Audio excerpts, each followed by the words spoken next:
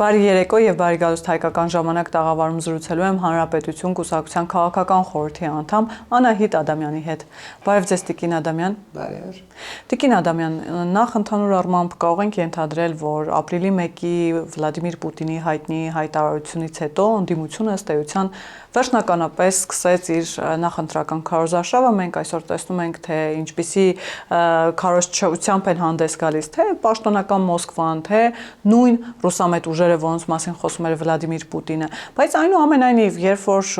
Ռուսաստանի համար մեկ դեմքի մակարդակով է արդեն այսպես ուղիղ միջամտություն արվում կամ ուղիղ հայտարարություն արվում ռուսամետ ուժերի իրենց երկրի քաղաքացու մասին, սա ինչի մասին է խոսում, որ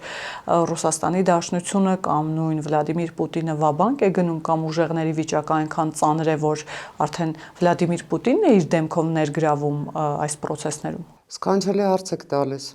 Եկեք սկսենք այն փաստից, որ Ռուսաստանի Դաշնության նախագահի ցանկացած հանդիպման արարողակարգային նկարահանումը տևում է 5 րոպե։ 5։ Որքան տևեց Նիկոլ Փաշինյանի հետ հանդիպման արարողակարգային նկարահանումը։ Եվ ինչ հարցեր քննարկվեցին, դրան էլ անդրադառնանք։ Ես կարծում եմ, որ Ռուսաստանի Դաշնությունում շատ վաղուց էին հասկացել, որ Հայաստանի Հանրապետությունում Կրեմլի վկաները հաջողության շանս ընդհանրապես չունեն։ Ռոբերտ Քոչարյանը այնքան մաշեցրեց սեփական քոքը, ռուսները ստիպված եղան Հայաստանի Հանրապետություն գործուղել Սամվել Կարապետյանին,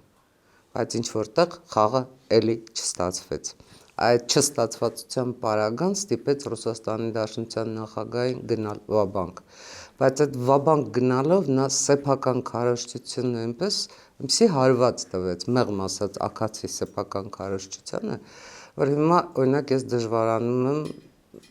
չգիտեմ հասկանալ, թե Մարիա Զախարովան հիմա ինչպես պետք է ասի, որ Ռուսաստանի Դաշնությունը Հայաստանի Հանրապետության ընտրություններին բացարձակապես չի միջամտում։ Եվ դա արվում է Ռուսաստանի Դաշնության նախագահի մակարդակով։ Կամ ինչպես այստեղ պիտի ասեն, որ սա ինչեր յուրանքներ են Ռուսաստանը ընդհանրապես Հայաստանի դեմ հիբրիդային պատերազմ չի վարում։ Եվ այդ հիբրիդային պատերազմը վարվում է ամենաստորինից մինչև ամենաբարձր մակարդակը։ Ես կարծում եմ, որ այս ամեն ինչը վկայում է մի բան, Ռուսաստանը իսկապես չունի այլևս, ինքն էլ հասկանում է, որ չունի այլևս այն լծակները, որով Հայաստանի Հանրապետությունում կարող է պետական հեղաշրջում անել։ Եվ սա իսկապես վերջին ջանքերն են։ Ջանքեր գոնե խորհրդարանում ունենալ, այսպես մի փոքրիկ, գուցե նաև ոչ այնքան փոքրիկ խմբակցություն,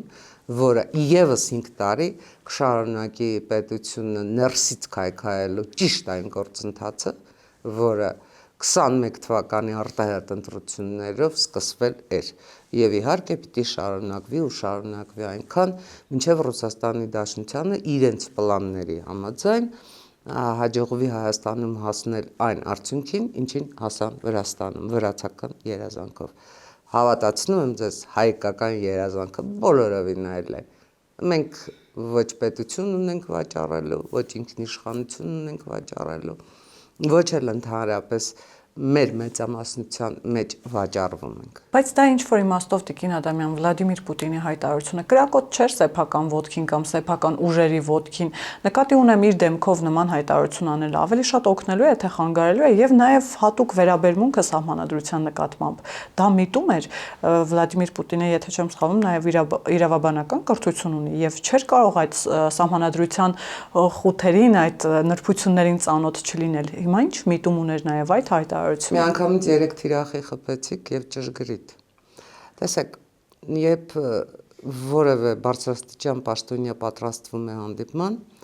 սովորաբար նրան ներկայացվում է զրույցի կետեր։ Եվ ոչ միայն զրույցի կետեր, այլև տեղեկանք տվյալ երկրի պետական կառավարման համակարգի մասին, տվյալ անձի ում հետ հանդիպում է որոշակի կենսագրական տվյալներ, եւ այդ ամեն ինչը չէր կարող չդրվել Պուտինի սեղանին, թեպետ ինքը այդ ամեն ինչը արդեն կարծում եմ անգիր գիտի։ Մտածել, որ Պուտինը չգիտեր Հայաստանի Հանրապետության սահմանադրությամբ ինչ է արգելված, ինչ է արտոնված, մեղմ ասած նշանակում է Պուտինին տգետի տեղ դնել։ Պուտինը տգետ չի։ Սնը խորամանկ է։ Սրիկա է, բայց տգետ չի։ Ես կարծում եմ, որ նա շատ հիմնարար հարված հասցրեց Ռոբերտ Քոչարյանին,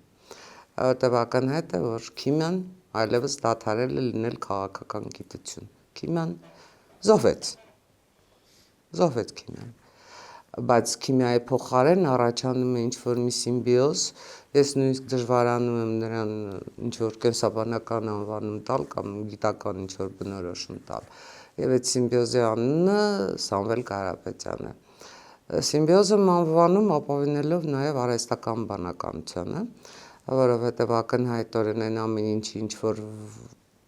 ուժեղ Հայաստանը փորձում է Հայաստանի Հանրապետությունում ներկայացնել, արհեստական բանականության շնորհիվ է։ Թերևս արհեստական բանականությունն է նաև Նարեկ Կարապետյանին հուշել, որ Հայաստանի Հանրապետության անվտանգության երաշխավոր կարող է եւ պիտի լինի Իրանը։ Հասկանում եք, Իրանը։ Պատժամիջոցների տակ գտնվող, պատերազմի մեջ գտնվող, սեփական անվտանգությունը չապահովող Իրանը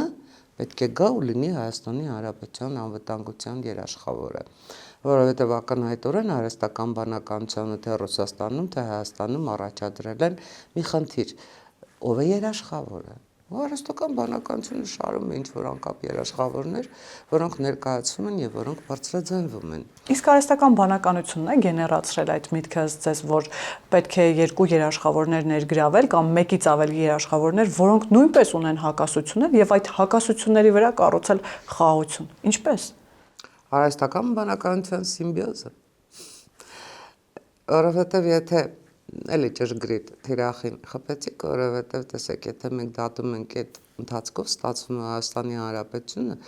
իրենց նպատակը Հայաստանի Հանրապետությունը երկու ուժերի կռվատեղի դարձնելն է, պարզապես երկու ուժերի կռվատեղի դարձնելն է, Հայաստանի Հանրապետությունը վերջապես ներքաշել պատերազմի մեջ, որովհետև Ադրբեջանին այլևս չեն կարողանում դրդել Հայաստանի Հանրապետության վրա հարձակվելով, չեն կարողանում։ Դե բայց ինչ-որ պատերազմ պիտի լինի, որ Ռուսաստանը գա ձեզ փրկի, ինձ փրկի, Հայաստանը փրկի։ Սա է տրամաբանությունը։ Ընդհանրապես ես կարծում եմ, որ ռուսական քարոզչական կարծրատիպերը մնացել են 20-րդ դարում, 21-րդ դարի հարիր մտածողություն, 21-րդ դարի հարիր արտաքին քաղաքականություն, ընդհանրապես 21-րդ դարի զարգացումները համառորեն շրջանցում են Ռուսաստանի դարպասները ու չեն մտնում Ռուսաստան, որովհետև եթե մտնեին,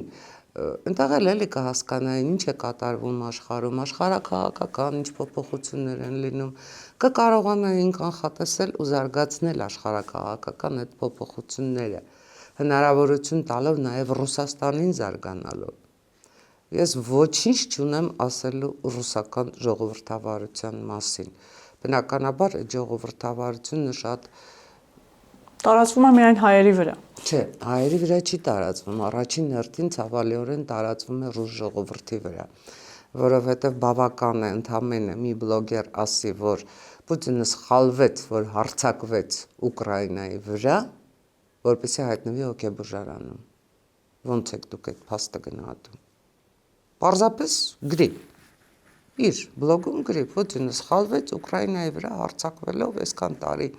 Պատերազմը չի ավարտվում, սա սխալ էր։ Ու հայտնվի հոգեբուժարանում։ Դե մեծ մասն էլ ինոագենտներ են։ Ինոագենտների մասին արդեն չեմ ասում։ Ես որևէ մեկին չեմ ուզում վախեցնել, բայց բոլոր այն կուսակցությունները կամ իրենց կուսակցություն համարող քաղաքական ուժերը, որ այսօր լծվել են Կրեմլի գաղափարները Հայաստանի Հանրապետությունում տարածելուն, Կրեմլի վկաներ են դարձել կամավոր, Կրեմլի աղանդի վկաներ են դարձել կամավոր, դույզն ինչ հաջողության պարագայում ոչ միայն իրենք են հայտնվելու ինոագենտի կարգավիճակում, այլև իրենք հայտնվելու են հոգեբուժարանում, սա միանշանակ է, որտեվ այդ պարագայում Հայաստանում պետք է միայն մեկ կուսակցություն, Եդինայա Ռոսիան, կամ ինչ-որ մեկը կդա, չգիտեմ, որ կուսակցությունը կանվանվի Եդինայա Ռոսիայի մասնաճյուղ։ Մեզ այս հեռանկարը ընդհանրապես չի ինչ ասեմ, չի կարող այս հեռանկարը իբրև գործողություն խաղարկվել Հայաստանի Հանրապետությունում։ Մենք այնքան փորձությունների, մենք այնքան դաժան փորձությունների միջով անցանք այս մի քանի տարվա մեջ, եւ 20-26-ի ընտրությունները բոլոր դեպքերում դառնալու են նաեւ անկախության հանրաքվե։ Ու այդ հանրաքվեում մենք գնալու ենք ու այո ենք ասելու անկախությանը։ Հանած են բոլոր մարդկանց, ովքեր տարատեսակ դրդապատճառներով չեն կարողանում հասկանալ, թե իրենց կոնկրետ, իրենց ինչ ճակատագիր է սպառնալու։ Այսինքն այս պատերազմ եւ խաղաղություն խոսույթը, որը երբեմն նաեւ նույն խորհրդարանական ընդդիմությունը շանտաժ է անվանում, նշաձողին կամ կշեռքի նժային շատ ավելին է դրված, հա, պետություն լինել չլինելու կամ անկախություն ունենալ չունենալու հարցն է։ Անկախություն ունենալ չունենալու փաստ, օրինակ այսօր Կրեմլի վկաները մի խորհրդաժողով էին հրավիրել նախընտրական պայմաններում հայ-ռուսական, չգիտեմ, հարաբերությունները, ինչ կապ ունեն հայ-ռուսական հարաբերությունները նախընտրական իրավիճակի հետ։ Հարց։ Եվ այդ ամբողջ քննարկման լեյտմոտիվը նա էր, որ Հայաստանի Հանրապետության վրա վաղ թե ուշ Ադրբեջանը եւ Թուրքիան համատեղ հարձակվելու են, անպայման հարձակվելու։ Ուզենք թե չուզենք։ Ուզենք թե չուզենք, մեզ լավ պահենք թե վատ պահենք, ինչ անենք չանենք, հարձակվելու են եւ այդ պարագայում միայն մեկ ուժ կա աշխարհում, մեկ երկիր կա աշխարհում, որ գալու է եւ Հայաստանի Հանրապետությունը փրկելու է եւ չի կարելի այդ երկրի հետ հարաբերությունները փչացնել, որտեղ այդ երկրի անունը Ռուսաստանն է։ Տիկին Ադամյան, ինձ թվում է երբեմն, որ անգամ Ռուսաստանն ու Ադրբեջանն ու Թուրքիան ինչ որ մի օր ասելու են հերիք եղավ մեր անունը շահարկեք, մենք չենք պատրաստվում հարձակվել։ Ես կարծում եմ Ադրբեջանն եւ Թուրքիան այդ բացահայտ արդեն ասում են, կարող եմ ընդհանրապես մի փաստ հիշատակել, որ կողմնակի հաստատում է դեր ասածը։ Օրինակ թուրքական լրատվամիջոցներում եւս ապրիլի 1-ի հանդիպումը լուսաբանվել է եւ հատկապես շեշտվել է այն հանգամանքը, որ Հայաստանի Հանրապետության պաշտպանության նախարարը պատվիրակության կազմում չէր։ Դա նշանակում է, որ Հայաստանի Հանրապետությունը փակել է պատերազմի էջը։ Եվ իրենք եւս պաշտպանության նախարարի չեն տանելու Հայաստանի Հանրապետության այդ բանակցությունների։ Սա հենց կողմնակի վկայությունն է այդ փաստի։ Բայց անդրադառնալով այդ հանդիպմանը, գիտեք, չափազանց տխուր տպավորություն թողեց այդ հանդիպմանը հաջորդած Օվերչուկի հարցազրույցը 10-ին, որովհետև Օվերչուկի հարցազրույցը 10-ին սպառնալիքների ամբողջ սպեկտրն էր պարունակում։ Այսինքն հաջորդ քայլը շանտաժը։ Այո, հաջորդ քայլը շանտաժը եւ այդ շանտաժի բովանդակությունը այնքան հստակ էր, այնքան կանխատեսելի էր, որ զարմանում Օվերչուկ ինչի էր ամբողջ գիշերը նստել հարցազրույց գրել ինքը իր հետ ու 10-ին էլ տվել հրապարակելու, որտեղ ակնհայտ էր, որ լրագրողները այդպիսի մանրամասներ չէին կարող թվային ամենայն դեպս իմանալու հարցնել, ինքը գրել էր, ինքը տվել էր թողարկման։ Ինչու էր Օվերչուկը դա անում, ում համար է այդպես պոլիշինելի գաղտնիքը, որ Ռուսաստանի Դաշնության նպատակը տրիպի ձախողումն է։ Պարզապես տրիպի ձախողումը, որ Ռուսաստանի Դաշնությունը ամեն ինչ արել է, անում է եւ դեռ անելու է կոնցեսիոն կառավարման հանձնված հայկական երկաթուղիների կամ այդ երկու փոքրիկ հատվածների վերականգնման կամ ընդհանրապես կոնցեսիոն կառավարումից հրաժարումը ձախողելով երկարաձգել գործընթացը, պարզապես երկարաձգել գործընթացը։ Այդ մասին դեռ տրիպ չկար, ընդհանրապես տրիպի գաղափար չկար։ Հանրապետություն կուսակցությունը խոսում էր ու պարտադրում էր, հիշեցնում էր, որ այս կոնցեսիոն կառավարման հանձնված երկաթուղու հարցը պետք է լուծել, որովհետև առաջին հերթին երկաթուղի պարզապես չի գործում։ Եկեք հաշվարկենք, էլի բարձ հաշվարկ անենք։ Իսկ ինչու Հայաստանի Հանրապետության քաղաքները, Հայաստանի Հանրապետության մեծ գյուղերը այդ երկաթուղով կապված չեն Երևանի հետ։ Եվ այդ ավտոճանապարհների վրա մենք ինչքան գումար ենք դրել, որը կարող էինք չդնել, եթե աշխատեր երկաթուղին։ Գիտեք, ինչ ասեմ, Օվերչուկի ընդարձակ հարցազրույցի մեջ ամենահետաքրքիր պահը որն էր։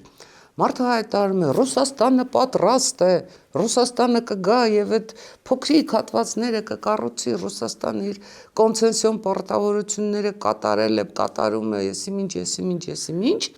Բայց եկեք քննարկենք։ Մենք այդտեղ կապիտալ ենք ներդնելու, որքանով է ապահովելու կապիտալի վերադարձելիությունը։ Չէ, եկեք քննարկենք, ինչու չեք կատարել ձեր պարտավորությունները։ Ինչու չեք կատարում եւ ինչ ներդրումների կամ կապիտալի վերադարձելիության խնդիր եք դնում այն պարագայում եւ ձեր ուղղակի պարտավորությունը չեք կատարում։ Տիկին Ադամյան, իսկ հիմա ռուսական կողմը ավելի շատ խնդիր է դնում խորհրդարանում ներկայացվածություն ունենալ, թե նկատի ունեմ հասկանում է, որ մեծամասնություն այնուամենայնիվ չեն կարողանալու իրենց ուժերը ձևավորեն, թե այնուամենայնիվ դեռ այդ հույսը չի մարել, եւ նաեւ այդ հայտնի հայտարարությունը, որ Վլադիմիր Պուտինը անձնապես ցանկանում է, որ բոլոր ռուսամետ ուժերը հնարավորություն ունենան մասնակցելու ընտրություններին։ Դա ինչի մասին է խոսում, այսինքն մտավախություն կար, որ կամ հիմքեր կային նման կասկածներ ունենալու, որ այնուամենայնիվ որոշ ուժեր սահմանադրության հետ խնդիր ունեն եւ որոշ ուժեր այնուամենայնիվ կարող են ընտրություններին հունիսի 7 միջև չհասնել եւ սա սպառնալիք էր, որ մենք ցանկանում ենք, ուզում ենք, մեր ցանկությունն է, որ այդ ուժերը այնուամենայնիվ մասնակցեն։ Ինչպես ընկալել այս հայտարարությունը, սպառնալիք էր սա։ Դա սպառնալիք չէր։ Դա փորձում են ոգեշնչել այդ ուժերին, պարզապես տոտալ զորահավաք է Կրեմլի վկաների Հայաստանի Հանրապետությունում, որը հնչում է Մոսկվայից, ինչպես միշտ Մոսկվայից, տոտալ զորահավաք էր հնչում, եւ դա նաեւ ուղիղ հրահանգ էր Կոպերկինի կլուբին գերակտիվանալու։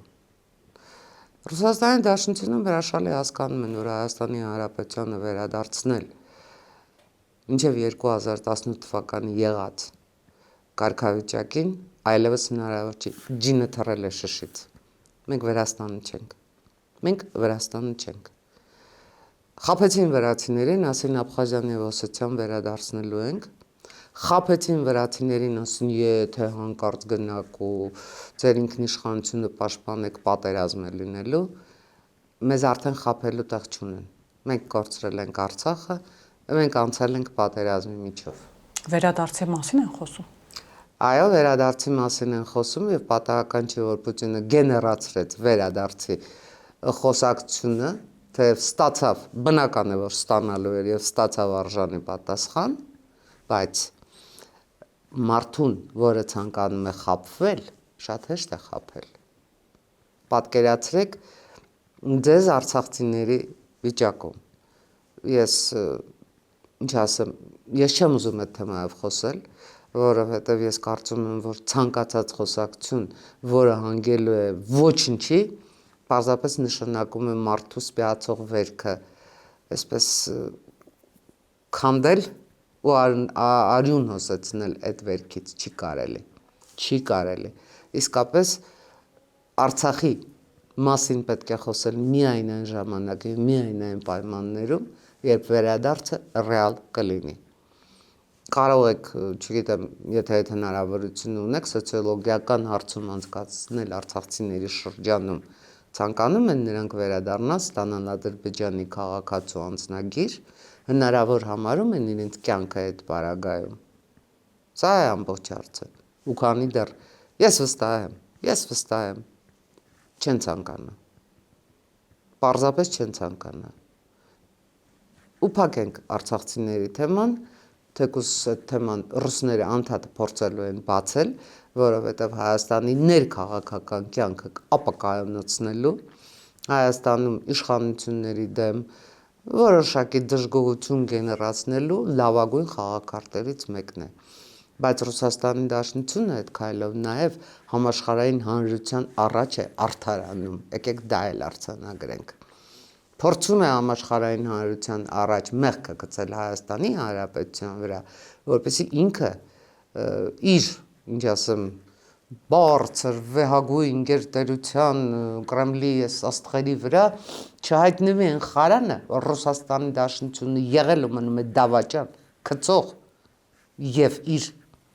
պարտավորությունները երբևէ որևէ պետության առաջ չկատարող պետություն։ Հայաստանը այս պարագայում այս մեծ ցանկում ընդամենը մեկն է, բայց այդ ցանկում այնպիսի երկրներ, այնպիսի պետություններ կան, ընդ որում տարբեր մայրցամաքներում, որտեղ Հայաստանի հաշվին, ինչ ասեմ, դիվիդենդներ հավաքել անվայել է Պուտինի համար։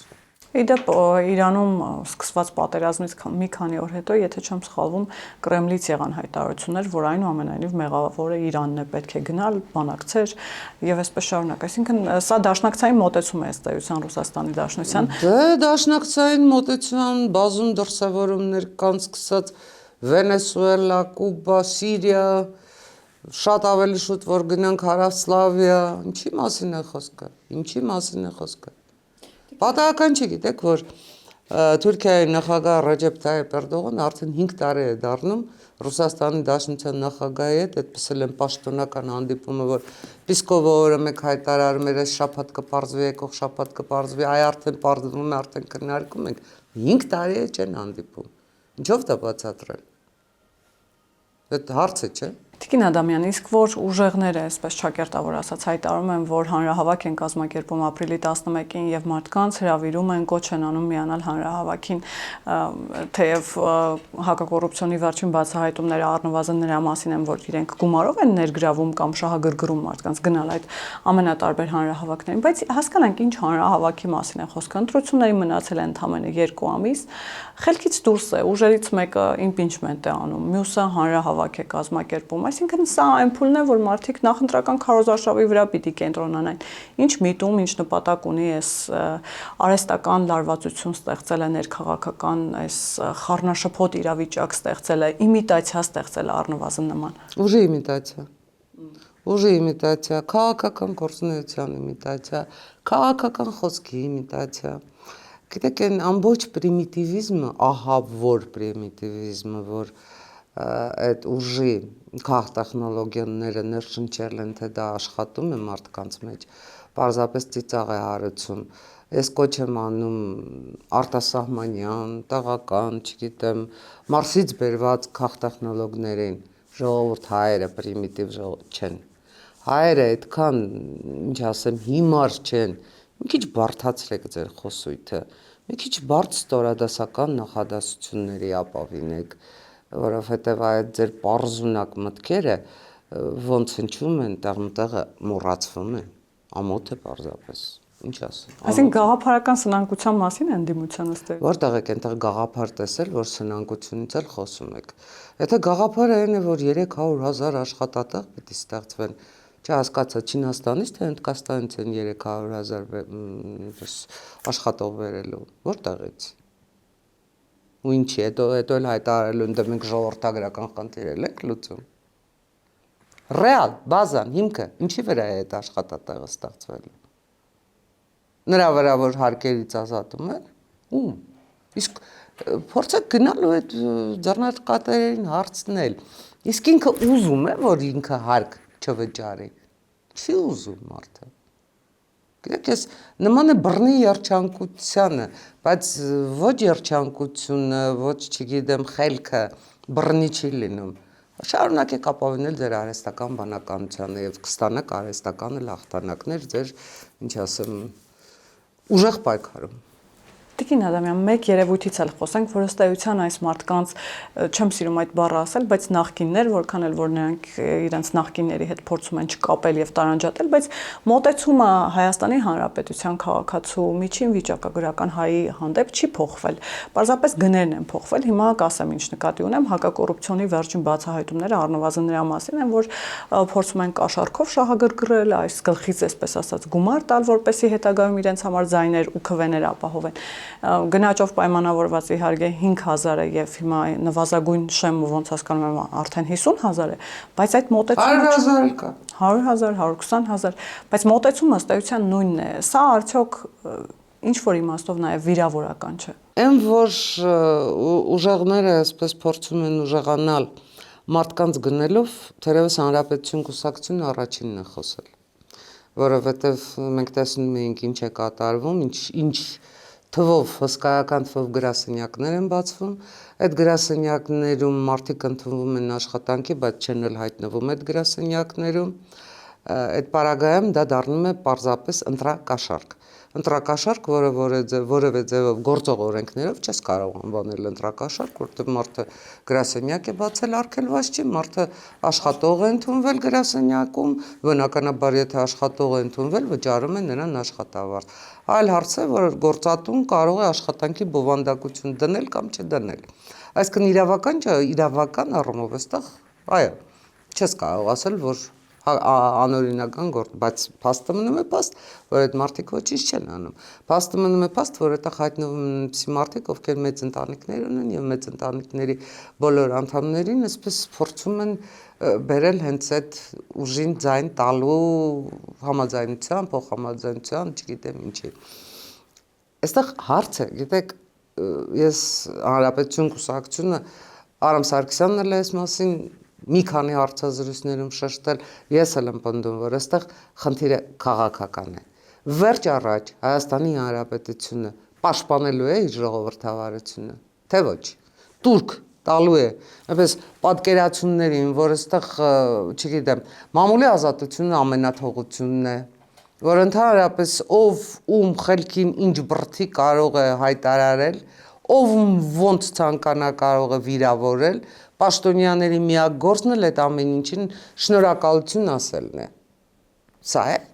ժողովրդավարության պատկերացումը։ Այսինքն ստացվում է, որ պաշտոնյան այս երկրում ամենաանպաշտպան մարդն է։ Ըստ ժողովրդավարական այդ պատկերացումների, որ փորձում են մեզ մոտ գեներացնել։ Եվ այս իրավիճակում շատ ավելի կարևոր է դառնում, առանցքային է դառնում, գլխավոր է դառնում հարցը։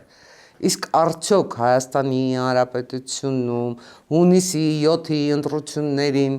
մասնակցելու են բոլոր այն ուժերը, որոնք բազում ընտրախախտումներով են գնալու ընտրության, որոնք գործող օրենքներով թույլ չպիտի տրվեն ընտրություններին, որտեղ իրենց կապիտալը հայկական չի։ Մեղմ ասած, ճամպրուկներով բերած փողերով մարդ գնելով գնալու են ընտրության։ Այդ նման ընտրության պարագայում դժվար չի նաև արդյունք կանխատեսել։ Նման ընտրությաններ ապավինում Ռուսաստանի Դաշնության նախագահը խնդրելով, որ դե թույլ տվեք, էլի թույլ տվեք ռուսներին, ռուսամետներին, ռուսասերներին մասնակցել ընտրության, որ ես ներկայացված լինեմ ձեր խորհրդարանում։ Տեսեք, եթե մեր նպատակը եւս 5 տարի, 2021-ից 2026, 2026-ից եւս 5 տարի Հայաստանի Հանրապետությունը տեղապտույտի մեջ պահելն է։ Այս անվերջ հողատու դավաճան, կաշառակել, արդեն չգիտեմ ինչ, նորից դա լսելն է։ Ես դες վստահեցնում եմ, 100%-ով վստահեցնում եմ, Սամվել Կարապետյանի արհեստական բանականությամբ ստեղծված ուժի մեջ նոր մարդիկ, ինչպես Նարեկ Կարապետյանն ասում, ինչպես մաքուր ձեռքերով, չգիտեմ, մաքուր հոտ-քոքով, մաքուր ոտքերով մարդիկ չկան։ Նրանք բոլորը, ինչպես դուք ճշգրիտ բնորոշեցիք, նախկիններ են։ Ավելին, նրանք բոլորը ձգտում են դառնալ ապագայի նախկինները, որովհետև նրանց որևէ իշխանություն ձեռք բերելու չինչին լծակ ձեռք բերելու պարագայում մեզ քաշ են տալու 20-րդ դար։ Այսինքն նրանք մեզ հետ են տանել։ Մեզ քաշ են տալու 20-րդ դար։ Եվ հիմա պետք է վճռվի։ Արդյոք նրանք իրավունք ունեն մեզ 20-րդ դար քաշ տալու 21-րդ դարի առաջին քառորդի ավարտին։ Ինչ են մեզ ուզում ասել, ինչ են ուզում ժողովրդի ու պետության հետ անել։ Եվ պետությունը, եթե ունի ինքնապաշտպանական բնաստ, այդ բոլորին պետք է հեռացնի դաշտից ու գնա մաքուր, ազատ, արդար, իրականում ժողովրդավար ընտրությունների։ Դա պետք է լինի հունիսի 7-ի գլխավոր խնդիրը մարդուն ընտրության հնարավորություն տալ։ Ոչ թե օդից փող, համակարգով ինչ որ 5000, 50000, 100,000 աշխատել, հետո գնալ դուրս գալ փողոց ու ասել պետություն, ինձ աշխատանք տուր, պետություն, ինձ բուժի, կրթություն տուր, ես տուր են տուր, դու քո փողը արդեն ստացել ես, եթե գնում ես ու ծախում ես պետությունդ, սա է ամբողջ հարցը։ Հանրապետություն կուսակցությունը պնդել և պնդում է, որ Հայաստանի Հանրապետությունում ընտրությունները ինչպես ժողովրդավարական եղել են, այնպես էլ ժողովրդավարական պետք է լինեն։ Իսկ այդ ժողովրդավարական լինելու համար Հայաստանի Հանրապետությունը պետք է գործեն օրենքները։ Երբ օրենքները չեն գործում, ստացվում են նման անօրինականություններ։ Վերջին հաշվով մենք ունենք Մոլդովայի օրինակը։ Մոլդովայի, որ արդեն դուրս է գալիս ԱՊՀ-ից։ Իսկ մենք դեռ մտածում ենք, այսպես մնանք թե չմնանք հապկու։ Սառենք թե տաքանանք հապկու։ Չի կարելի։ Պարզապես չի կարելի։ Դեք պարտադիր չի, որ անդադ լինեն ֆորս մաժորային իրավիճակներ։ Ֆորս մաժորներից խուսափելու լավագույն տարբերակը այդ ֆորս մաժորները կանխելը եւ բնական արդյունավետ ժամանակը հասկանալով ու ժամանակից չուշանալով քաղաքականություն վարելն է։ Ինչը եւ իր ծրագրերում անում է Հանրապետություն կուսակցությունը։ Մենք արդեն սկսել ենք մեր ահինգը ներկայացնել, անվտանգության հատվածը ներկայացրել ենք, արտադրություն եւ աշխատատեղերը շուտով կներկայացնենք եւ կարծում եմ բոլորը հնարավորություն ունեն համոզվելու, որ Հանրապետություն կուսակցությունը պետության ժողովրդի ճակատագրի հետ երբևէ թույլ չի տա որևէ մեկին խաղալ։ Տիկին Ադամյան,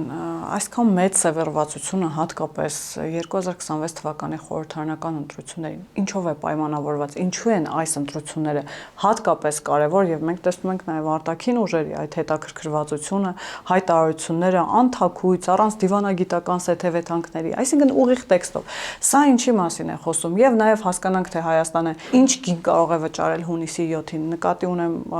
թե անկախության ճանապարհը ընտրելով, թե մյուս ուժերի, ինչպես դուք ասացիք, որոնք մեզ տանում են 20-րդ դար,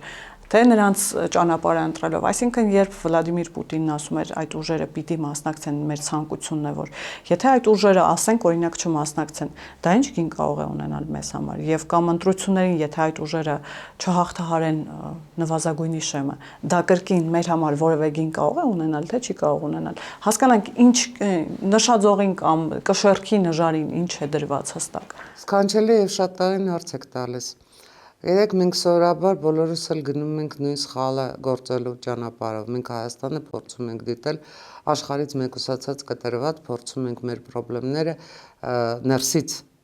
տեսնել ու ներսում լուծում տալ։ Իսկ ինչ է կատարվում ամբողջ աշխարհում։ Եկեք աշխարհակաղակական կտրվածքով նաև բացատրենք այն ամեն ինչը ինչ տեղի է ունենում աշխարհում, աշխարհակաղակական համաշխարհային գործընթացներից գանք Հայաստան ու հասկանանք ինչու Կովկասը,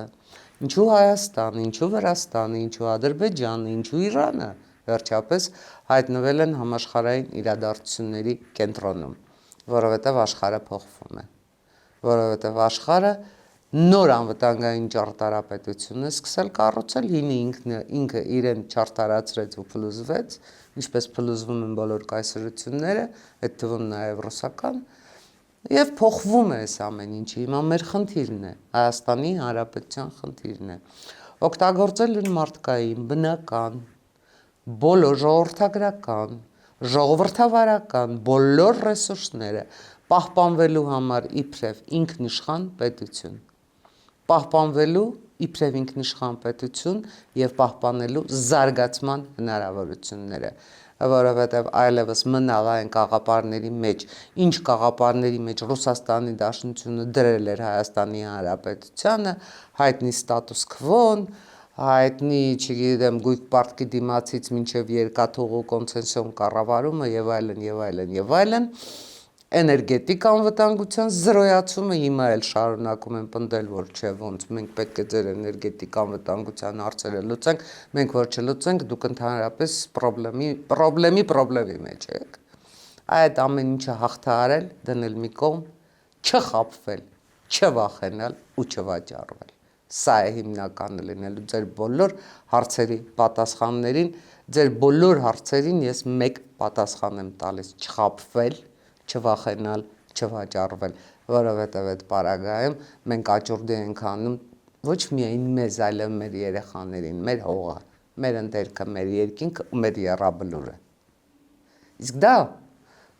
բացարձակապես աններելի է։ Ահեղ դատաստան կա բոլորի համար։ Հավատում են, թե չեն հավատում, հասցուն։ Աղոթել գիտեն, թե չգիտեն, հայրմերը գիտեն, թե չգիտեն, կամ ընդհանրապես իրենցից ինչ են ներկայացնում ու ինչ չեն ներկայացնում։ Մենք ունենք մեկ խնդիր՝ պահպանել պետությունը, այս աշխարհակաղակական ամենաբուռն զարգացումների կիզակետում գտնվելով Հայաստանի Հանրապետությունը չդարձնել կռվատեղի գերտերությունների համար, ինչի մեջ փորձում են մեզ գցել Կրեմլից։ Նրանք դա անելու են, որովհետև իրենց նախկին հաղթաթղթերը այլևս կորցրել են։ Նրանք դա անում են, որովհետև շատ լավ հասկանում են, որ Ամերիկայի Միացյալ Նահանգները մտել է տարածաշրջան։ Ինչքան ուզում եք Թուրքիայով վախեցրեք։ Թուրքիան չի մտել եւ Թուրքիան չի մտնելու։ Թուրքիան այնպիսի խնդիրներ ունի, գնա գալիս եմ։ 2028 թվականին էլ ընտրությունների մեջ են։ Էրդողանի գլուխը չի ցավում Թուրքիա կորցնելու։ Էրդողանն ուզում է իր իշխանությունը պահի։ Էրդողանը հանուն իր իշխանության պահելու երկրորդ, երրորդ պատերազմ չի սկսի որևէ մեկի դեմ։ Ռուսաստանում դա հասկանում են, բայց ինչ հասկանում են, կարող են մանիպուլացնել, կարող են խաղալ մեր դարավոր վախերի վրա եւ խաղում են մեր դարավոր վախերի վրա։ Այնպես որ այս ամեն ինչը հասկանալով, այս ամեն ինչը բացատրելով, ես ուզում եմ հանգել նույն, ինչ ասեմ, ճակատագրական թե ինչ մտքին, մի մոլորվեք, մի տարվեք ձեր վախերին, այդ բոլոր վախերը ունեն ընդամենը մեկ պատասխան, վախին վախով են հաղթում, պետք չի վախենալ, երբ մարդը բարձրությունից վախենում է, մարդը պետք է բարձրանա ինչ որտեղ ու այնտեղից թռչի, այլ տարբերակ չկա, պարզապես այլ տարբերակ չկա, պետք չի տրվել ռուսական նարատիվներին, Ռուսաստանի նպատակը մեկն է, վերցրեց Վրաստանը, վերցնի Հայաստանը, վերջ, իրենք ուրիշ նպատակ չունեն, որովհետև այլ պարագայում իրենց համար արդեն սեփական ժողովուրդը, սեփական իշխանությունը պահելը սեփական երկրում խնդիր է դառնում, իդեպ, այդ հայտնի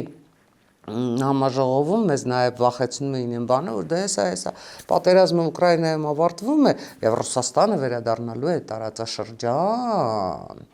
այ սպասեք, որ Կրեմլի վկաները իրենց հերթական հարցազրույցներում, հերթական քննարկումներում զարգացնելու են այս գաղափարները։ Ռուսաստանը տարածաշրջան վերադառնալու տեղ չունի։ Ռուսաստանը տարածաշրջանից ինքն է իրեն դուրս տարել ռուս խաղաղապահներով իր վարած անհեռատես եւ իր վարած ինչ ասեմ, սեփական շահերին վնասող, այ ոնց աստիկ մի քիչ առաջ սեփական ոտքի վրա կրակող քաղաքականությամբ։ Չի կարող Ռուսաստանը շարունակել այն քաղաքականությունը, որը տասնամյակներով վարել է։ Բայց Ռուսաստանին դմնենք մի կողմ էլի, մենք անդադ խոսում ենք Ռուսաստան։ Մենք ինչ ենք անում։ Ամենակարևորը դա է, մենք ինչ ենք անում։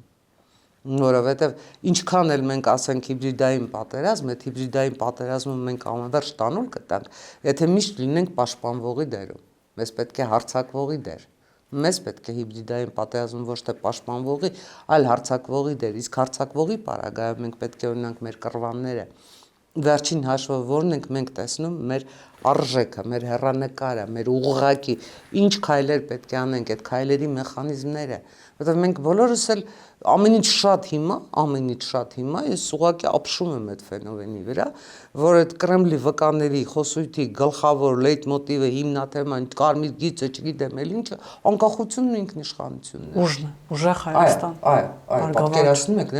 նրանք պայքարում են մեր անվտանգության համար։ Ասում են գնացեք Իրանը կգա ձեզ կպաշտպանի։ Աբսուրդների, չգիտեմ, աբսուրդների ժամանակ է, բայց ես հորդորում եմ բոլորին ժողովուրդ ջան, 2.5 մի քիչ ավելի քիչ ամիս մնաց, դիմացեք։ Այս ամեն ինչը անցնելու է, այս ամեն ինչը հանդարտվելու է եւ հանդարտվելուց հետո մենք իսկապես կարողանալու ենք այս պետությունը, այս երկիրը մեր փոքրիկ, սիրելի, ինչ ասեմ, աշխարհում նման վայր չունեցող այս հողի կտորը մերը պահել ու այս հողի կտորի վրա մեր կյանքը շարունակել, ամենակարևորը դա է, գիտեք, ես չեմ սիրում եմ զգայական, պաթետիկ, ինչ-որ ռետորական, այս կողմ են կողմ հնարքներ գործադրել, բայց դու պիտի ապավինես քո սրտին, դու պիտի սրտով մտածես, որովհետև երբ դու ես դնում ես քաղաքական հաշվարկներ, երբ դնում ես քո գրպանը ով ինչքան է, այսպես խոթում, ու հետո այդ խոթելը քեզնից ինչ է պոկելու, վերջ առաջ էլի, մի քիչ խոսույթս փոխեմ, ինձ հարիր չի նման խոսույթ, բայց նաև դա է, այս օրերին կատարվում, մոռանանք այդ ամենը, համտեսենք այդ ամենը, սա մեր երկիրն է, ու մենք մեր երկրի տերն ենք, այս գաղափարախոսությունը պետք է բոլորի հոգում, սրտում, չգիտեմ, ամեն քայլի մեջ լինի, որովհետև այլ պարագայում Այո, շրջադարձային եք 26 ընտրությունները, այո, քաղաքակրթական ընտրություն ենք անելու, այո, էգզիստենցիալ ընտրություն ենք անելու, որովհետև մի կողմից մեր դեմ դուրս է եկել Ռուսաստանի Դաշնությունը, որը նույնպես էգզիստենցիալ հարցեր է լուծում, մյուս կողմից մեզ պաշտպանում է Ամերիկայի Միացյալ Նահանգները, բայց Ամերիկայի Միացյալ Նահանգները Ռուսաստանի մեթոդներով չի գործում, Ամերիկայի Միացյալ Նահանգները կգա, Ամերիկայի Միացյալ Նահանգները թե տրիպը, թե ենթակա ամեն ինչ Հայաստանի Հանրապետության հետ կանի, թե էներգետիկ անվտանգությունը, թե ռազմական անվտանգությունը, միայն այն պարագայում, երբ մենք ինքներս դա ուզենք, երբ մենք լինենք այն ժողովրդավար երկիրը, որը գործակցում է ժողովրդավար երկրի հետ։ Սա է ռուսական ու արևմտյան քաղաքականության արմատական տարբերությունը։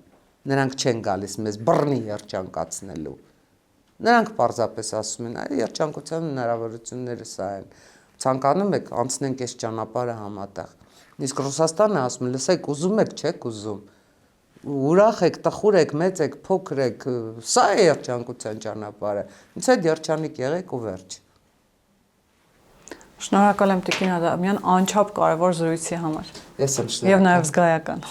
Ես եմ շնորհակալ։ Հիշեցնեմ, որ զրուցակիցս Հանրապետություն կուսակցության քաղաքական խորհրդի անդամ Անահիտ Ադամյանն էր։ Կհանդիպենք։